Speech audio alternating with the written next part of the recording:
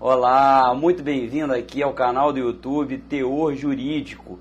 E aqui a gente vai ver, tem um quadro aqui, OAB com Alcaires, com a frequência, acredito que pelo menos semanalmente. Por isso que eu peço para que você se inscreva aqui nesse canal no YouTube Teor Jurídico. Vou falar sobre as questões do 20º exame da OAB, com relação à prova tipo 1 branca. Se você tiver interesse em receber até mais conteúdos sobre isso, eu peço também que você vá no site www.teorjuridico.com/OAB com Alcaires, tudo junto, sem espaço, e você nesse link você pode cadastrar o seu e-mail e estar recebendo muito mais material do que somente aqui pelo YouTube. Além disso, se inscreva também no YouTube para estar sabendo. Lá no site você vai saber com detalhes mais de mim, entendeu? E vai estar podendo me acompanhar melhor. Bem, aqui agora eu vou falar sobre o 20º exame da OAB.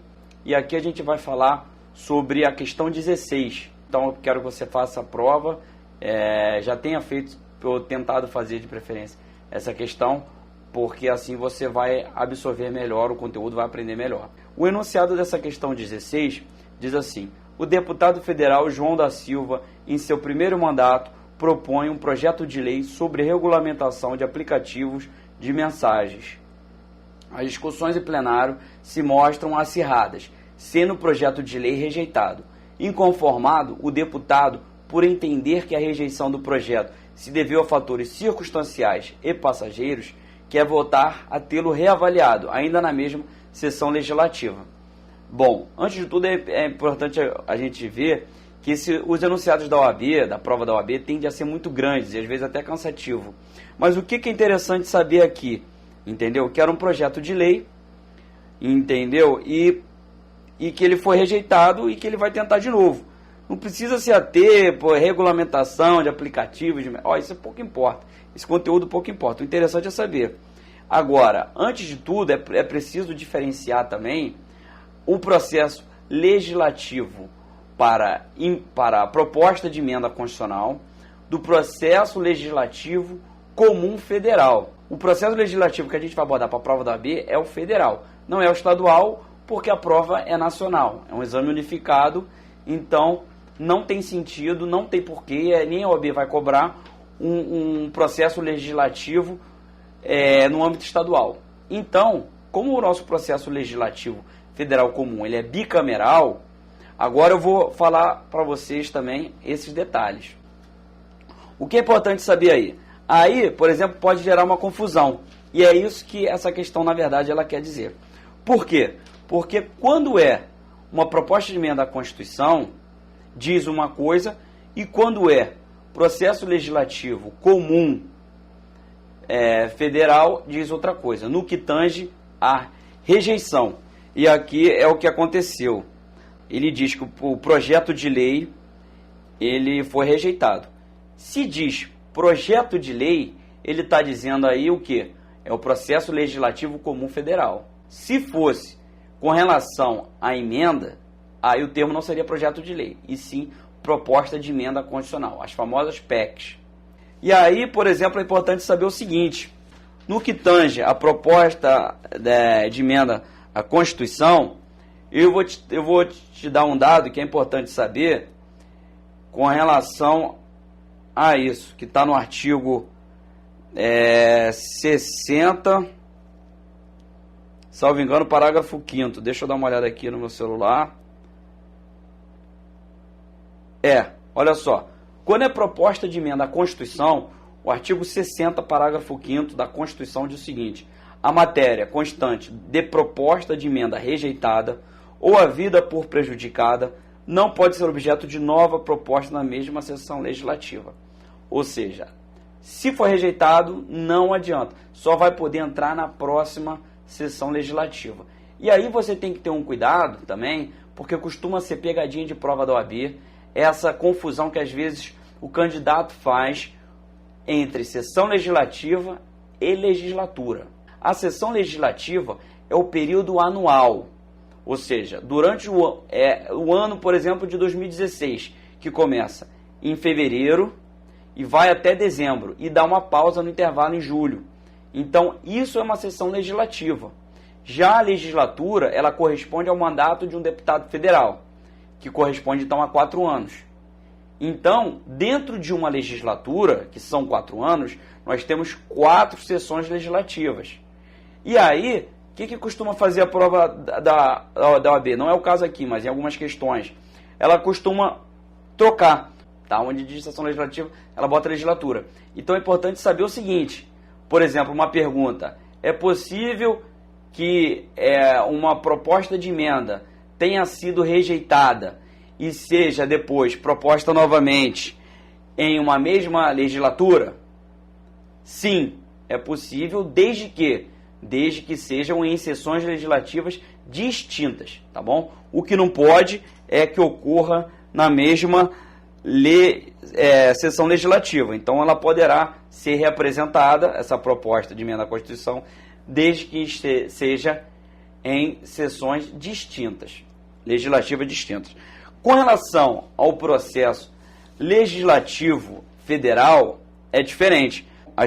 Tanto que a gente tem aqui, por exemplo, o artigo 67. O artigo 67 já é o artigo que mata essa questão. Então, se a gente vir aqui no artigo 67, a gente vai ver, por exemplo, diz assim o artigo 67: a matéria constante de projeto de lei rejeitado somente poderá constituir objeto de novo projeto na mesma sessão legislativa, mediante proposta de maioria absoluta dos membros de qualquer das casas do Congresso Nacional. Então, o que isso quer dizer? Por exemplo, se a matéria do projeto de lei ela for rejeitada, geralmente ela só vai poder também na próxima sessão legislativa. Ou seja, se for em fevereiro de 2016, ela não vai poder durante toda a sessão legislativa, que vai até dezembro de 2016. Ela só vai poder ser representada em 2017. Salvo, ou seja, a exceção seria se tivesse maioria absoluta, entendeu? Proposta de maioria absoluta, salvo se tivesse proposta de maioria absoluta ou dos membros da Câmara dos Deputados ou dos membros do Senado Federal. E aí, nesse caso, poderia ser revisto. E é justamente isso que a questão traz, essa questão 16. Ela tenta confundir o conceito que o candidato tem para a emenda, porque ele já viu na emenda que não pode, então às vezes isso deixa ele em dúvida. E aí ele confunde um pouco os institutos, por isso que é importante saber separar. E aí, nesse caso, por conta disso, a resposta é a letra B. A matéria objeto do projeto de lei rejeitado ainda poderá ser apreciado na mesma sessão legislativa, desde que proposta pela maioria absoluta dos membros de qualquer uma das casas do Congresso Nacional. Você veja que a letra B é exatamente o artigo 67 da Constituição Federal. A letra A não pode ser, porque diz: a matéria constante do referido projeto de lei somente poderá constituir objeto de novo projeto na próxima sessão legislativa.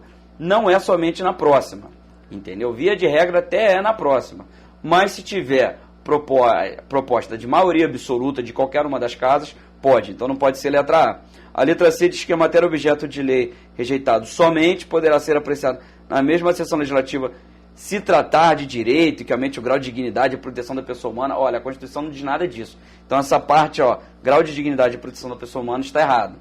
E o somente também a gente tem que tomar muito cuidado e olhar com muito carinho sempre que tiver essas palavras. Essa palavra, né?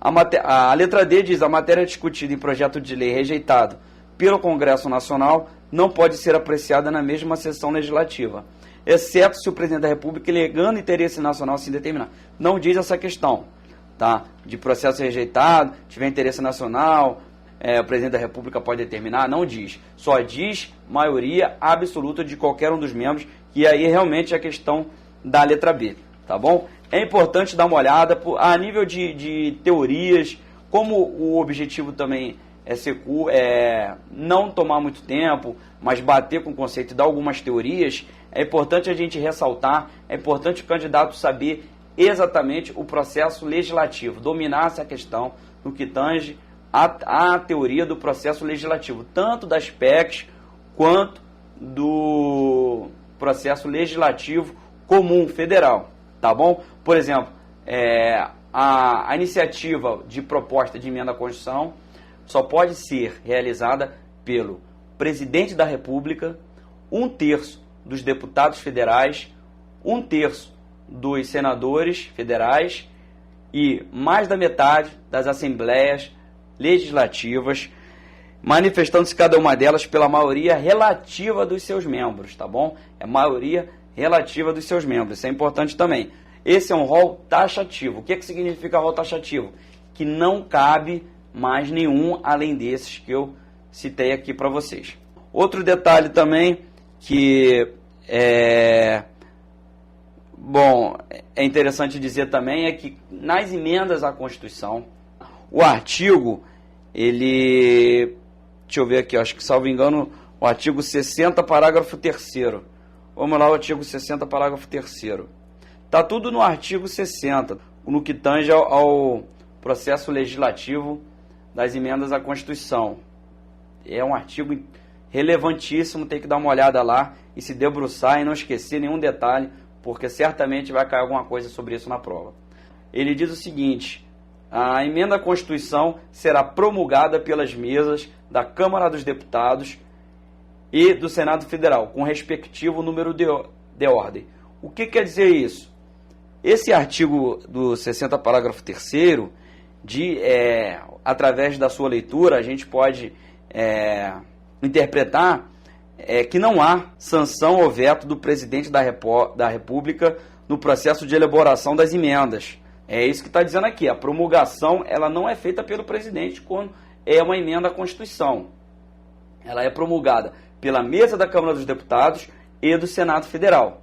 Isso é um detalhe também interessante, porque no processo legislativo comum federal é diferente.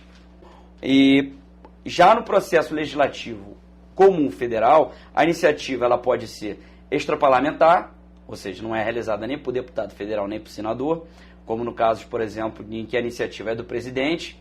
Ela pode ser também privativa ou reservada, quando ela só pode ser realizada por aquela determinada pessoa, como, por exemplo, até o presidente também.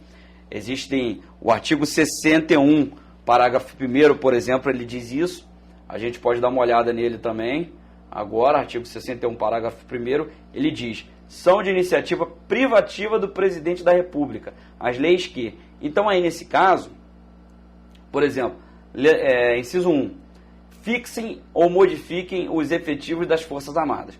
Ou seja, se uma lei for para fixar ou modificar os efetivos das Forças Armadas, somente o presidente da República poderá apresentar. E aí surge uma dúvida, por exemplo, que é muito comum. E se acontecer, por exemplo, de um deputado trazer esse projeto de lei passar, ele chegar na casa iniciadora, chegar na casa revisora, tudo certinho, e o presidente convalidar aquele processo legislativo comum de lei federal, né? Processo legislativo comum federal. O que acontece? A dúvida que surge para alguns: o presidente da República, ele poderia, se ele sancionar depois aquele projeto de lei, que era para ser dele, era um projeto de lei, igual eu falei aqui, que fixa e modifica os efetivos das Forças Armadas. Ou seja, a própria Constituição diz claramente, só é de iniciativa privativa do presidente. Mesmo que não tenha sido ele, tenha sido deputado federal, o fato do presidente sancionar convalidaria esse projeto de lei e ele passaria a não ter problemas com relação a isso. Essa que é a dúvida que surge, entendeu? E aí, nesse caso, a sanção do presidente não pode convalidar esse vício formal subjetivo. Subjetivo por quê? De sujeito, porque não era para ter sido deputado federal. Então, mesmo que o presidente posteriormente concorde com a sua sanção, isso não pode valer, tá bom? Isso não convalida o vício de iniciativa, e aí não vale essa lei. Com relação a alguns detalhes também do processo legislativo comum federal, que eu quero dar uma olhada aqui com vocês, por exemplo, inicialmente, depois que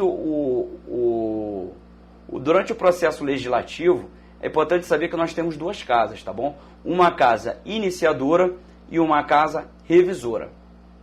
A casa iniciadora, geralmente, quase sempre, ela é realizada pela Câmara dos Deputados.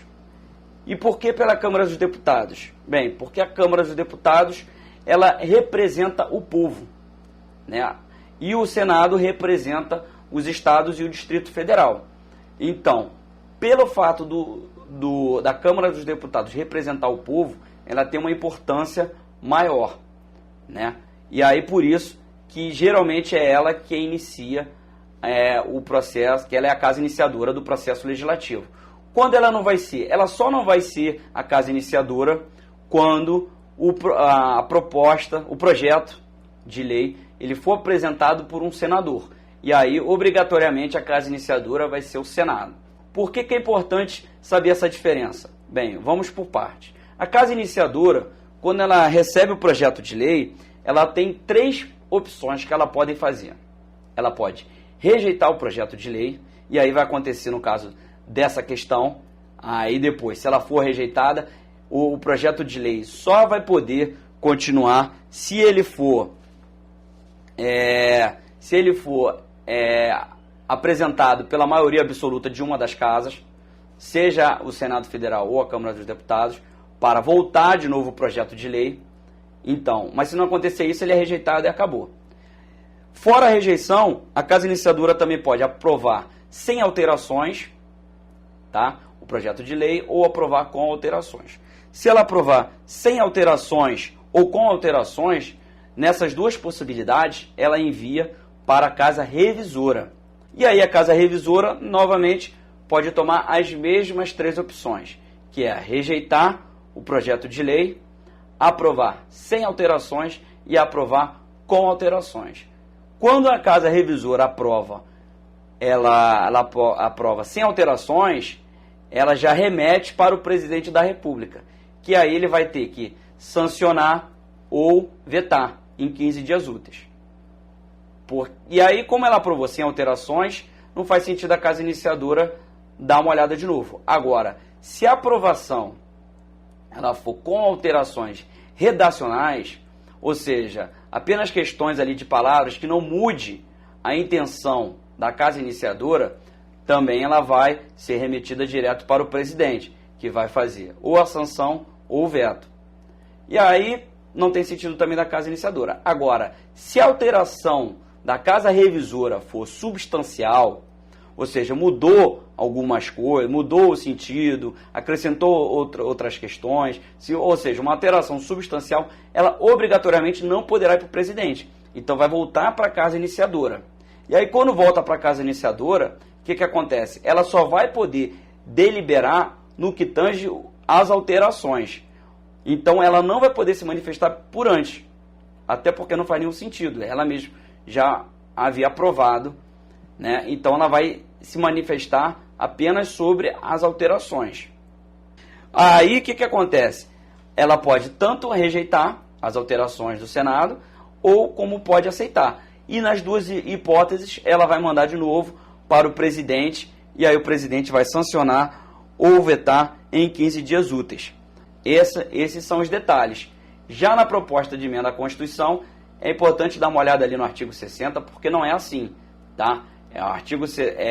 O processo legislativo das propostas de emenda à Constituição, ele é categórico. Ele tem que ter 2 turnos em cada uma das casas, não é sessão conjunta, as casas vão deliberar separadamente, e aí, da mesma forma, primeiro a casa iniciadora, primeiro uma das casas, e aí, por exemplo, na Câmara dos Deputados, 2 turnos. O primeiro turno tem que ter no mínimo 3/5, com votação pelo menos de 3/5 dos membros. Atingiu, nova votação, novo turno. Aí no segundo turno, de novo, atingiu, beleza. Aí vai depois para casa, vai depois para o Senado, e aí no Senado a mesma coisa. Primeiro turno, 3/5 dos votos. Atingiu, segundo turno, 3/5 do voto, atingiu. Já no processo legislativo comum federal não tem isso. Então, eu acho que era isso. Eu acho que eu até aprofundei um pouquinho na teoria. O foco não é de muita teoria, é mais para resolver as questões, mas eu sempre gosto de entrar um pouquinho assim nas questões para poder ajudar a dar uma base melhor, porque às vezes pode ser uma falha aí, uma dificuldade aí na teoria que vai te fazer ter dificuldade para resolver as questões. Gostaria de te pedir para se inscrever no canal Teor Jurídico aqui do YouTube e também que vá para esse link www.teorjuridico.com/OAB Qualcares e lá você cadastra o seu e-mail e participe da minha lista, porque lá vão ter muito mais novidades e conteúdos exclusivos que não estarão aqui no YouTube. Não deixe também de curtir a página Teor Jurídico do Facebook, Twitter, enfim, que estarei a todo momento, Instagram também, Teor Jurídico, que estarei também a todo momento divulgando aí o máximo de conteúdo possível e espero que você também deixe aqui registrado o seu comentário, o que achou, se foi bom, se não foi, se ficou um pouco confuso. Pode deixar aqui o seu feedback, que vai ser muito importante para mim. Se realmente for um conteúdo interessante, não deixe de curtir, porque vai ser importante para eu saber que eu estou indo pelo caminho certo. Então, conto com você. Vamos até o próximo vídeo. Não deixe de se inscrever justamente para não perder nenhum vídeo. Vamos que vamos. Até logo então. Rumo à aprovação. Até já.